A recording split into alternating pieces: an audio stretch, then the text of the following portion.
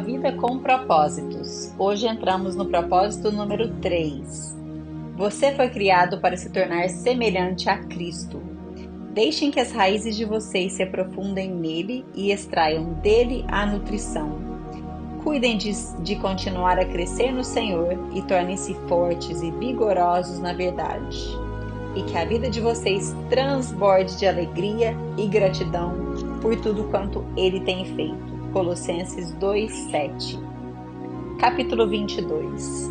Criado para se tornar semelhante a Cristo. Deus já sabia o que Ele faria desde o início.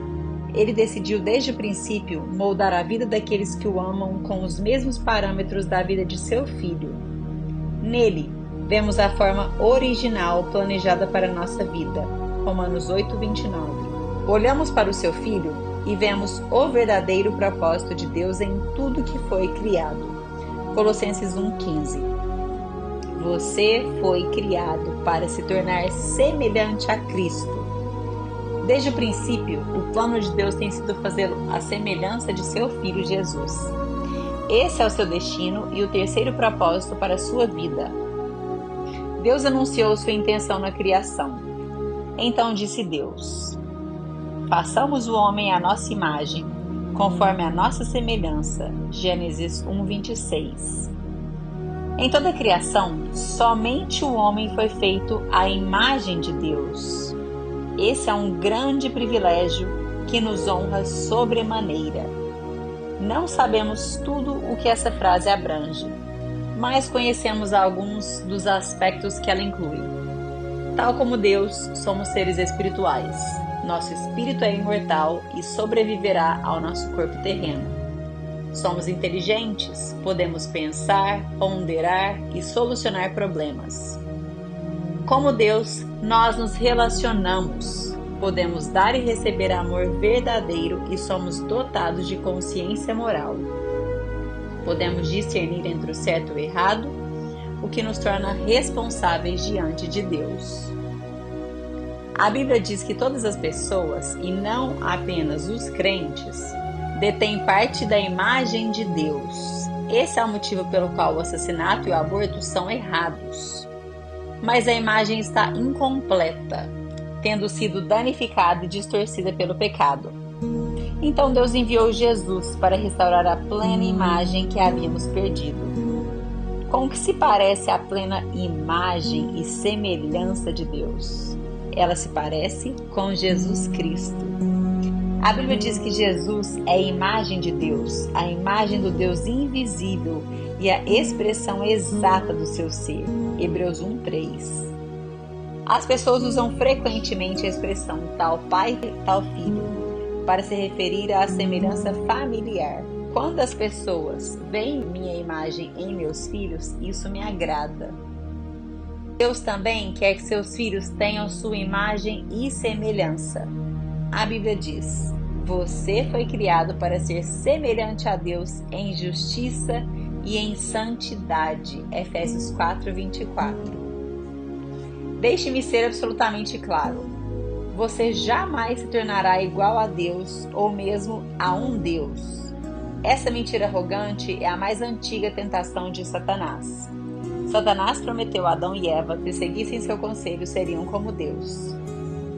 Muitas religiões e filosofias da nova era ainda promovem essa velha mentira, que somos divinos ou que podemos nos tornar deuses.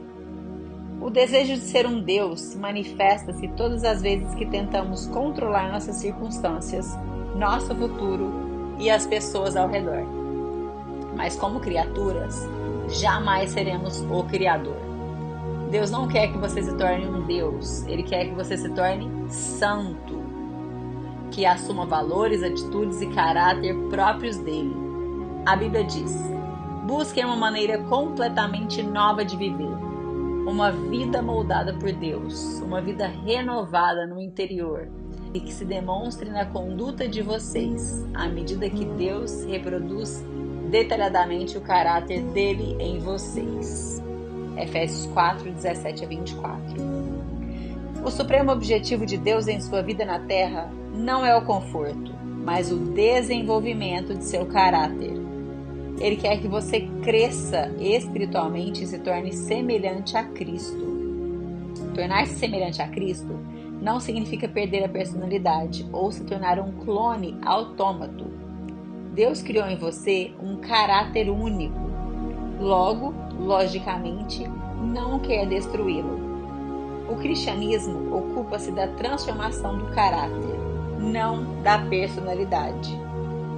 Deus quer que você desenvolva o tipo de caráter descrito nas bem-aventuranças de Jesus, nos frutos do Espírito, o grande capítulo de Paulo sobre o amor e na lista de Pedro das características de uma vida produtiva e eficiente. Toda vez que esquece que o caráter é um dos propósitos de Deus para a sua vida, você se torna frustrado pela situação que o cerca. Você pensa consigo mesmo: por que isso está acontecendo comigo? Por que estou passando por momentos tão difíceis? A resposta é que a vida deve ser difícil. É isso que nos possibilita crescer.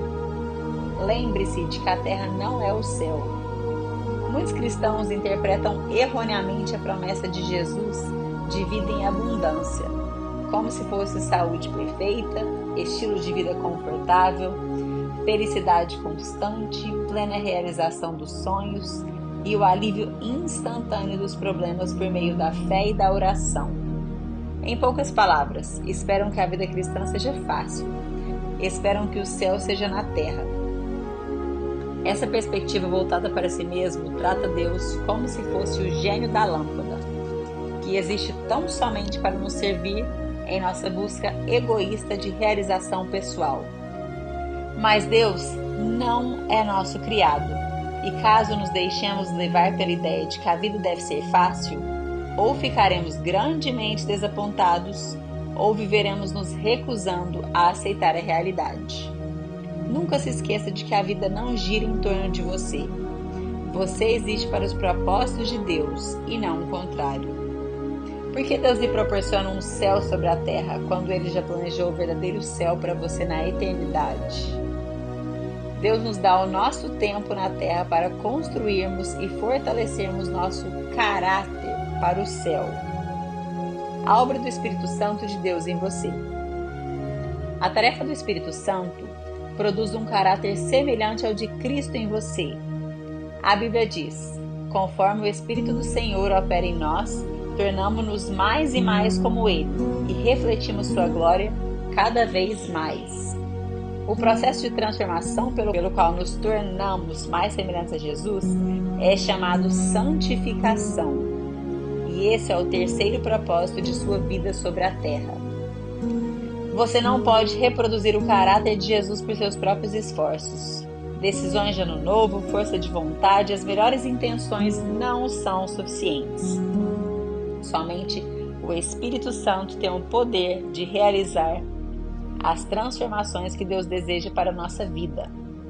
A Bíblia diz: Deus está operando em vocês, dando-lhes o desejo de obedecê-lo e o poder para fazer o que lhe agrada. Filipenses 2,13.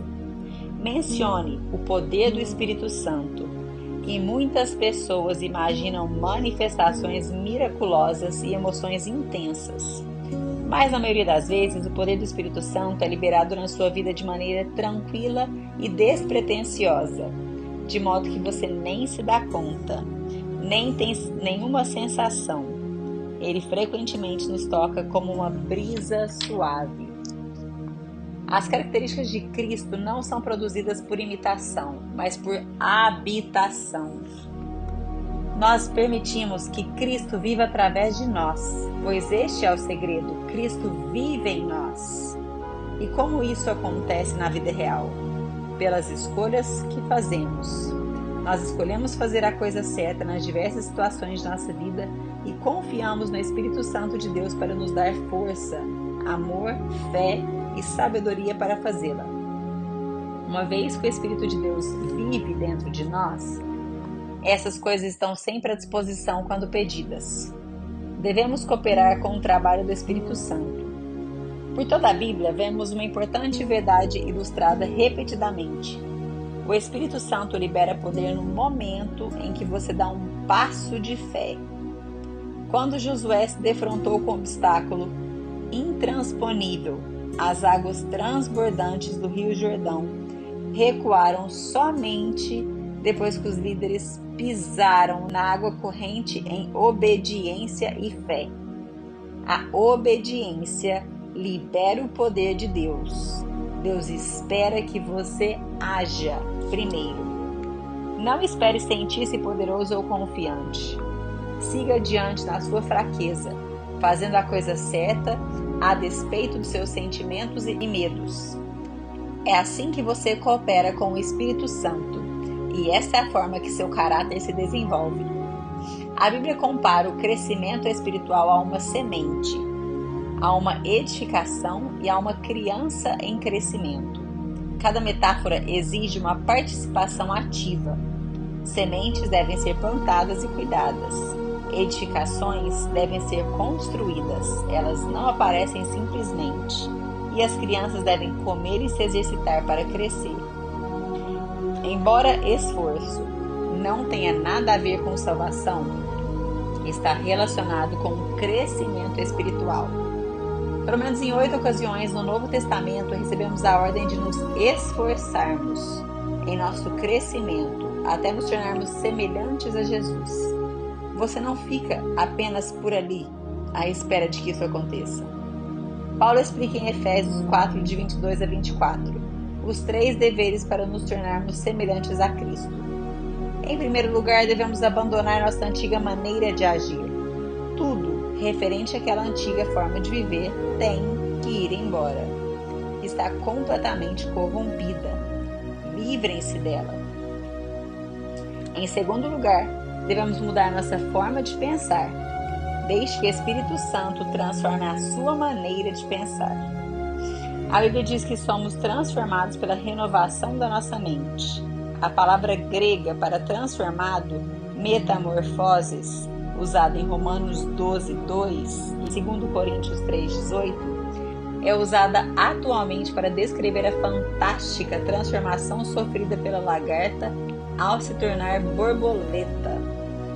É uma bela descrição do que acontece espiritualmente conosco quando permitimos que Deus dirija nossos pensamentos. Somos transformados de dentro para fora, tornando-nos mais belos e sendo liberados para voos mais altos. Em terceiro lugar, precisamos adquirir o caráter de Cristo ao desenvolver hábitos novos e dignos de Deus. O caráter é basicamente a soma dos hábitos. É como você habitualmente age. A Bíblia diz: revestir-se do novo homem, criado para ser semelhante a Deus em justiça e em santidade, provenientes da verdade. Deus usa a sua palavra, as pessoas e as circunstâncias para moldar você. Os 3 fatores são indispensáveis para o desenvolvimento do caráter. A palavra de Deus supre a verdade que precisamos para crescer.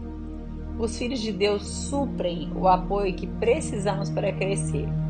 E as circunstâncias suprem o ambiente que precisamos para pôr em prática as características de Cristo.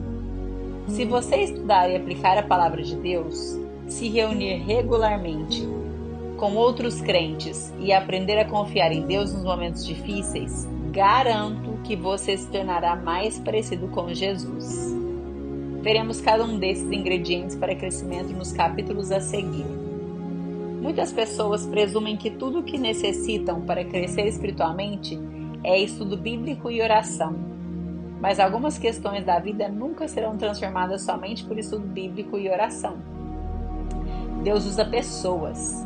Ele normalmente prefere operar por meio das pessoas a realizar milagres, de forma que dependemos uns dos outros para alcançar comunhão. Ele quer que cresçamos juntos.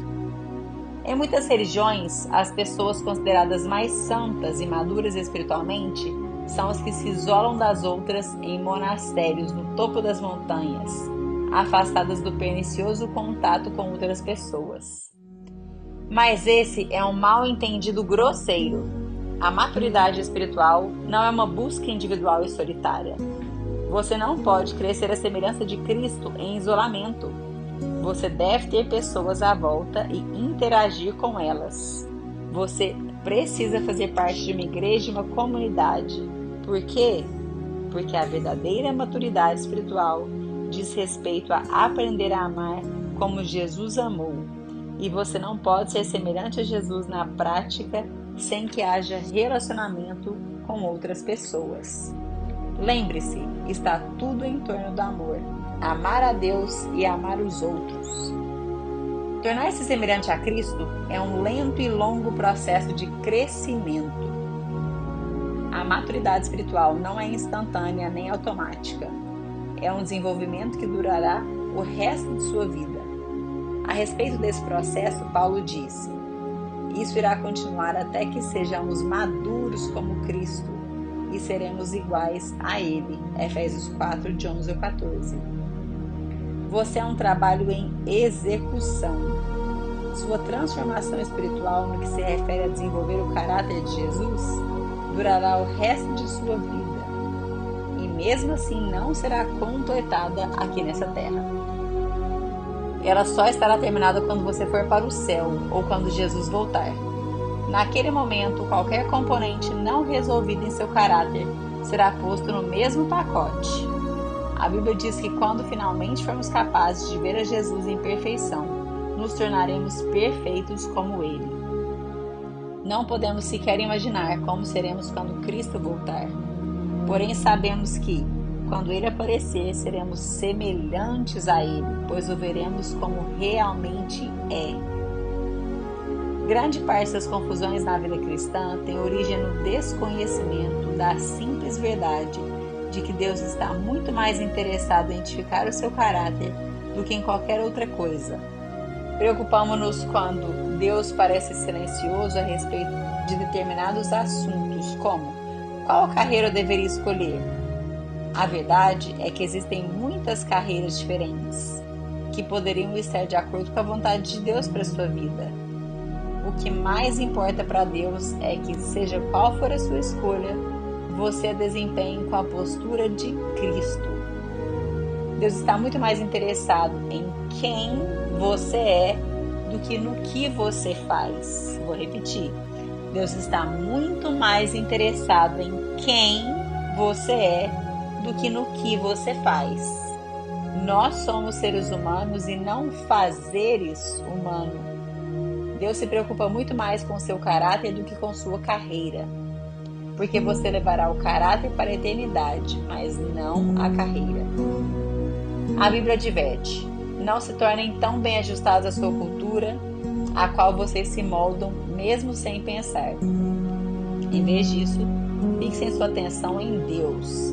Vocês serão transformados de dentro para fora, ao contrário da cultura que está ao seu redor, sempre conduzindo vocês para baixo, para o nível de imaturidade. Deus produz o melhor em vocês e desenvolve em vocês uma maturidade bem formada. É preciso que vocês tomem uma decisão contra a sua formação cultural para se concentrar em se tornar mais semelhante a Jesus. Caso contrário, outras forças como amigos, pais, colegas de trabalho e a cultura estabelecida tentarão mudá-lo à própria imagem. Lamentavelmente, um rápido exame em livros cristãos populares revela que muitos crentes abandonaram o modo de vida em razão dos grandes propósitos de Deus e contentaram-se com a estabilidade emocional e a realização pessoal. Isso é narcisismo e não discipulado. Jesus não morreu naquela cruz apenas para que pudéssemos levar vidas equilibradas e confortáveis. O seu propósito é muito mais profundo. Ele quer nos tornar como Ele, antes de nos levar para o céu. Esse é o nosso grande privilégio, nossa responsabilidade direta e o nosso destino final. 22º dia pensando sobre meu propósito. Um tema para reflexão. Fui criado para me tornar semelhante a Cristo. Um versículo para memorizar.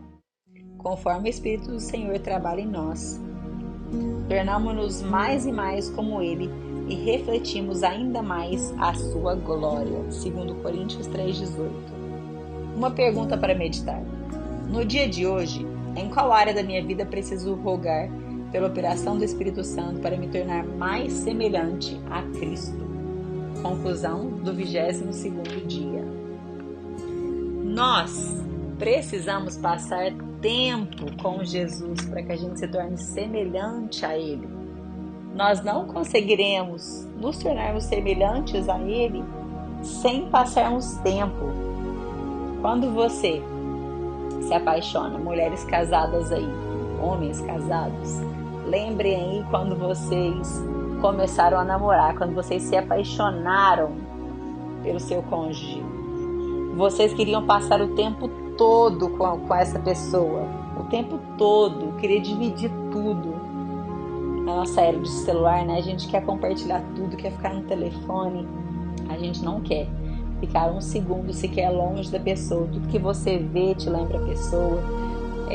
Você quer comprar presentes, você ouve músicas, você lembra da pessoa, então tudo te faz pensar na pessoa. Com Jesus é da mesma forma. Quando você passa muito tempo com Ele, você vai se tornando mais e mais semelhante a Ele. E 2, você quer ouvir louvores que glorificam a Jesus, que te fazem pensar nele. Você terá atitudes mais parecidas com Jesus. O amor de Jesus começará a exalar através de você, através da sua vida. Então, se eu posso te dar um conselho para esse dia passe tempo com Jesus.